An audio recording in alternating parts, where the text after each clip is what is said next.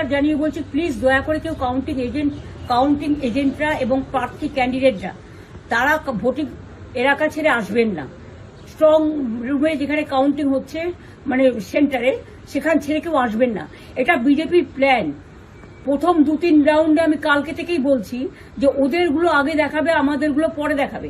এবং অনেক জায়গায় 2-3 রাউন্ড কাউন্টিং করার পরে প্রায় 100টা জায়গায় কাউন্টিং বন্ধ করে রেখে দিয়েছে।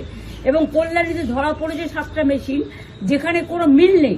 এটা টোটাল ফোর্স, পুলিশ সেন্ট্রাল ফোর্সকে দিয়ে চারিদিকে তৃণমূল কংগ্রেসের উপর অত্যাচার করছে, অফিস ভাঙছে, জোর করে দখল করছে। এসআইআর নামে আপনারা দেখেছেন ভোট লুট করেছে যাতে যে সিটগুলো জিততে পারে। কিন্তু এখনো এমন 70টা সিট আছে, 100টা সিট আছে যেগুলো আমরা এগিয়ে আছি, সেগুলো বলছে না। টোটালটাই মিথ্যে নিউজ খাওয়াচ্ছে। আগে ডিআইসিও এই খবরগুলো দিত, কিন্তু তাকে কালকে চেঞ্জ করে দেওয়া হয়েছে। টোটালটাই ইলেকশন কমিশন নিজের ইচ্ছে মতো খেলছে এবং সাথে কেন্দ্রীয় বাহিনীকে নিয়ে। এবং আমাদের পুলিশরা টোটাল মাথা নত করে কেন্দ্রীয় বাহিনীর আন্ডারে কাজ করছে। সুতরাং আমি সব আমাদের কাউন্টিং এজেন্টদের, আমাদের সমস্ত পার্টির কর্মীদের বলবো, অত মন খারাপ করার কারণ নেই। আমি বলেছিলাম সূর্যাস্তের পরে আপনারা জিতবেন।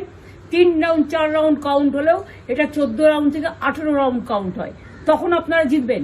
Wait and see, watch. আমরা সবাই আপনাদের সাথে আছি, আপনারা কেউ ভয় পাবেন না, নিশ্চিন্তে থাকুন। আমরা বাঘের বাচ্চার মতো লড়াই করে যাবো।